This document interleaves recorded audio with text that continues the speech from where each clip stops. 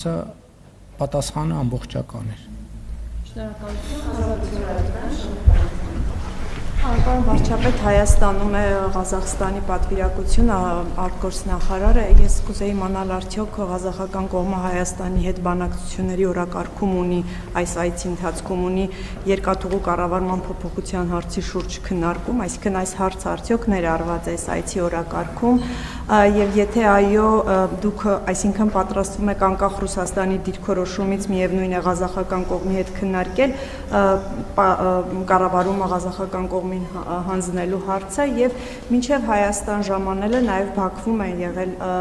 ղազախ պաշտոնյաները, ես ուզում եմ իմանալ, այնտեղ հայտարարվեց, որ Ադրբեջանի նախագահի հետ քննարկվել է թրիփի իրագործման հեռանկարները, թրիփը ըստ էության հայ-ամերիկյան նախագիծ է, կխնդրեի բացատրեիք, ինչ են քննարկում օրինակ Ադրբեջանն ու ձեզ հայտնի է, ինչ կարող են քննարկել Ադրբեջանն ու ղազախական կողմը թրիփի իրագործման հեռանկարների վերաբերյալ։ Նախ առաջին հարցին հետ կապված մենք Ռուսաստանի թիկունքում որևէ բան չենք պատրաստվում անել եւ ի հեճուկս Ռուսաստանի Դաշնության համենայն դեպս այս փուլում, քանի դեռ երկխոսության հնարավորությունները լայն են եւ բաց են, մենք շարունակելու ենք աշխատանքը, իսկ Ղազախստանը օգոստոսից ի վեր չի թաքցրել իր հետաքրքրությունը թրիփի վերաբերյալ, ինչ կարող է նրանց հետաքրքրել։ Սա միջազգային հաղորդակցության նոր ուղի է բացվում եւ գիտեք, որ Ղազախստանը միջազգային տրանսպորտային ոլորտի խոշոր խաղացողներից է, խոշոր դերակատարներից է, մասնավորապես Չինաստանից եւ դեպի Չինաստան ապրանքների հոսքի առումով եւ Ղազախստանի մեր գործընկերները այդ հարցը մենք նաեւ իմ այցի ընթացքում ենք քննարկել, փորձում են հասկանալ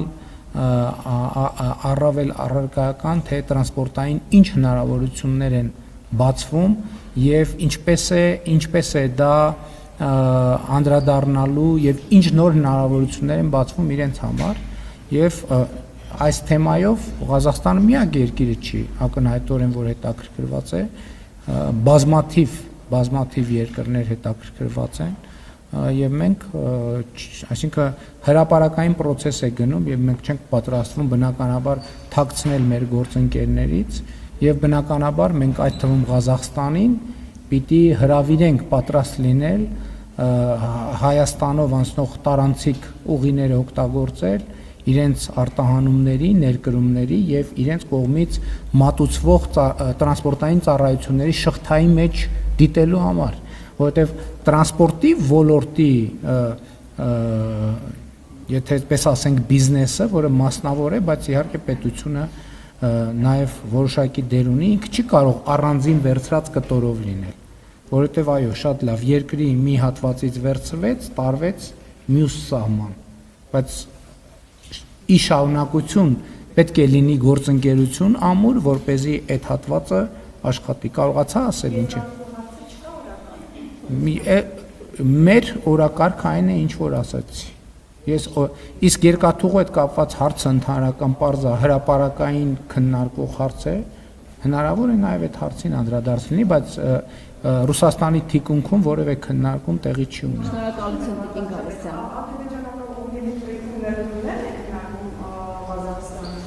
Ոչ, ադրբեջանական կողմի հետ ես ասեցի որ տրանսպորտը որևէ երկիր իր մի սահմանից ապրանքը վերցնում է տանում է մյուս սահման, չէ՞, այսինքն Չինաստանից վերցնում է, ենթադրենք տանում հասցնում է Ադրբեջան։ Իրան հարկավոր է հասկանալ Ադրբեջանը ոնց կարա շարունակվի, ինչ տարբերակներ կան, եւ պարզա որ թրիփը որպես հնարավորություն, որտեղ Ադրբեջանի ճանապարհը այսօր էլ կա, Ադրբեջան, Ադրբեջանից Վրաստան, Վրաստանից Կարս Ախալքալակով կամ Փոթի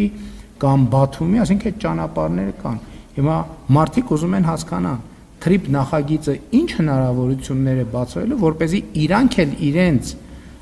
հաճախորդներին առաջարկեն տարբերակներ, այստեղով անցման, այնտեղով անցման, նույնը վերաբերվում է Ադրբեջանին, նույնը վերաբերվում է Հայաստանին, որովհետև թրիփ նախագիծ, եթե թրիփ նախագիծը շատ լավ Հայաստանի A սահմանային կետից ապրանքը մտավ, հասավ B սահմանային կետ, բա ո՞նց է շարունակվելու։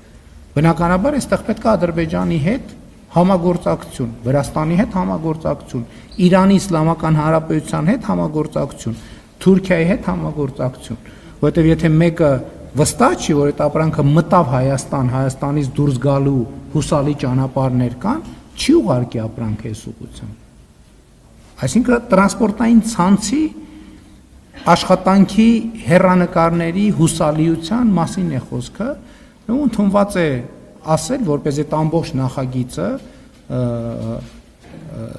մենք խաղաղության խաչմերուկն ենք մեր մասում պատկերացնում, բայց ընդհանրական դա մեծ հաշվով միջին միջանցքի մասին է խոսքը կամ տրանս-կասպյան միջանցք են անվանում նաև, այսինքն այդպիսի բազմաթիվ նախագծեր կան։ Այսինքն պոտենցիալ օգտագործողները պիտի գան տեղում հասկանան, այս խոսակցությունը, որ Հայաստանում կներեք, նույնիսկ Հայաստանում կան, չէ՞ մարդիկ, որ ասում են հա դե թուղթա գրած այլի, հա դա իրականություն չի դառնալու, եւ կասկած հայտնողներ, այդ մարդիկ էլ առավել եւս խոշոր խաղացողները պետք է գան տեղում հասկանան, ինչա կատարվում է, process գնում է, չի գնում, իրականացվում է, երբ կլինի, իրենք երբ պատրաստ լինեն, արդյոք իրենք իրանց մոտ լրացուցիչ ներդրումներ անելու անհրաժեշտություն ունեն, որպեսզի այս հնարավորություններից լիարժեք օգտվեն։ Եվ այլն եւ այդպես շարունակ։ Էլ չեմ ասում նույն Ղազախստանի պարագայում իրենք այո կարող են ունենալ նաեւ ներդրումային հետաքրքրություններ, որովհետեւ մենք ասում ենք, որ եւ դա ակնհայտ է, որ ներդրումային հնարավորություններ են բացվելու եւ բնականաբար այդ ներդրումները օրինակ Ադրբեջանում էլ կարող են լինել, Հայաստանում էլ կարող են լինել, բայց որպեսզի համոզվեն, որ այդ ներդրումները յետ գնումը տեղի ունենալու, մի անգամ էլ տեղում են ուզում հասկանան, այս իրոք խաղաղության տրամադրությունը խորն է եւ լուրջ է։ Իրոք փոխադարձ ներդրումները փոխադարձաբար օրինակ կարող են խնդիր առաջացնել, թե չէ, եւ այլն եւ այդպես շարունակ։ Շնորհակալություն, հաջորդ հարցը Օրագիր Նյուս։ Կին Գալստյան, Պարոն Փաշինյան, ասում եք, որ եթե սահմանադրական մեծամասնություն չստանաք,